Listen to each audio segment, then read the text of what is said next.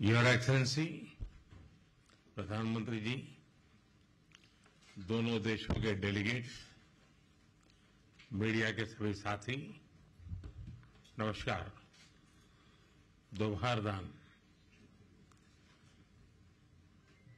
Zagreb की इस ऐतिहासिक और मनमोहक धरती पर जिस उत्साह, आत्मीयता और स्नेह से मेरा स्वागत हुआ है, उसके लिए मैं प्रधानमंत्री जी और क्रोएशिया सरकार का हार्दिक आभार व्यक्त करता हूं।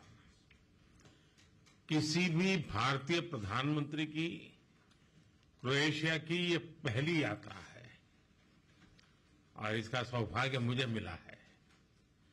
फ्रेंड्स, भारत और क्रोएशिया लोकतंत्र, रूल ऑफ लॉ, प्लुरलिज्म और इक्वलिटी जैसे साझा मूल्यों से जुड़े हैं।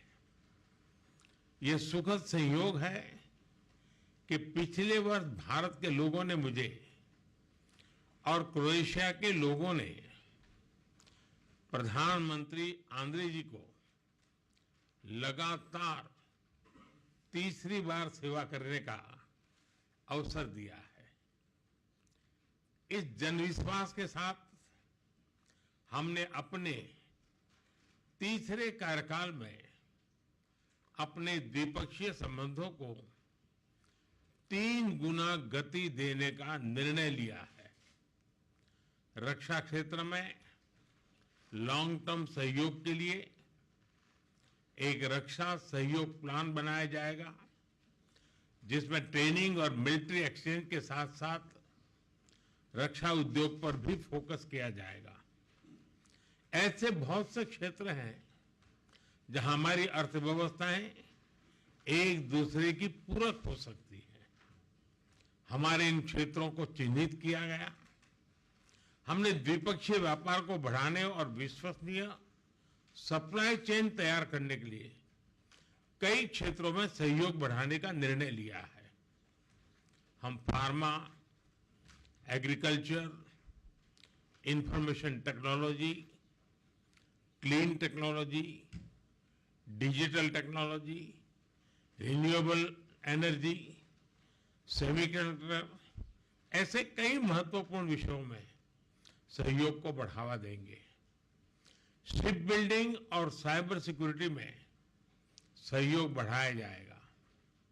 भारत की सागरमाला परियोजना के तहत हो रहे पोर्ट मॉडर्नाइजेशन, कोस्टल जोन के विकास और मल्टी मॉडल कनेक्टिविटी में क्रोएशिया की कंपनियों के लिए भी व्यापक अवसर है।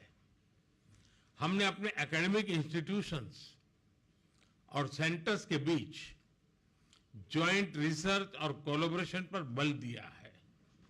भारत अपने स्पेस अनुभव को क्रोएशिया के साथ साझा करेगा।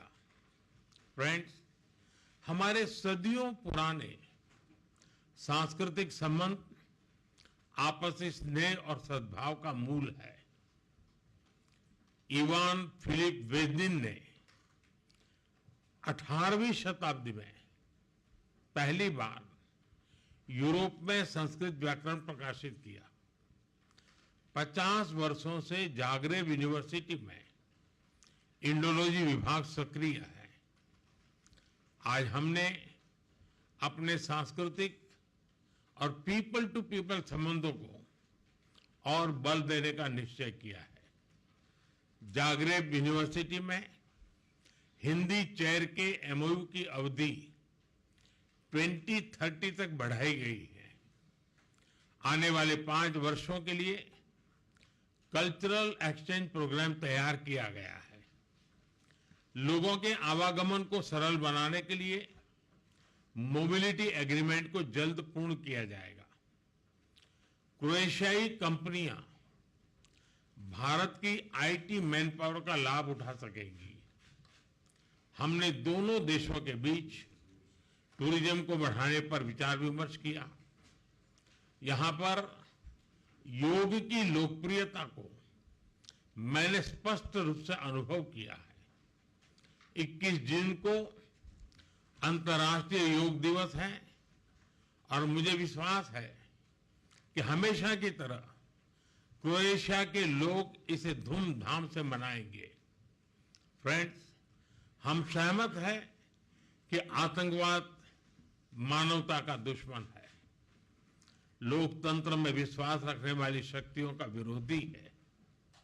22 अप्रैल को भारत में हुए आतंकी हमले पर संवेदनाओं के लिए हम प्रधानमंत्री जी और क्रोएशिया सरकार के हार्दिक आभारी हैं।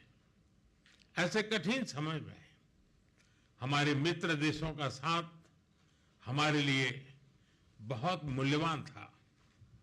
हम दोनों सहमत हैं कि आज के वैश्विक वातावरण में भारत और यूरोप की साझेदारी बहुत महत्व रखती है।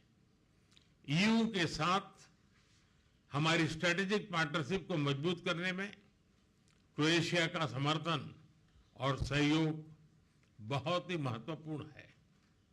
हम दोनों इस बात का समर्थन करते हैं कि यूरोप हो या एशिया, समस्याओं का समाधान रणभूमि से नहीं निकलता। डायलॉग और डिप्लोमेसी से ही वही एकमात्र रास्ता है। किसी भी देश की क्षेत्रीय अखंडता और संप्रभुता का सम्मान आवश्यक है। फ्रेंड्स, आज यहां बांसकी द्वारी में होना मेरे लिए एक विशेष पल है, जहां साक्सिनेस्की ने क्रोएशियन भाषा में अपना ऐतिहासिक भाषण दिया था। मुझे हिंदी में अपनी बात रखने में एक गर्व और सुकून का अनुभव हो रहा है।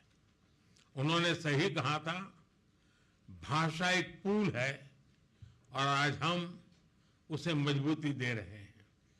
एक बार फिर क्रोएशिया में हमारी आवाभगत के लिए प्रधानमंत्री जी का हार्दिक धन्यवाद करता हूं और प्रधानमंत्री जी मैं यह भी आशा करता हूं कि आप हमें भारत में जल्द से जल्द स्वागत करने का अवसर प्रदान करेंगे।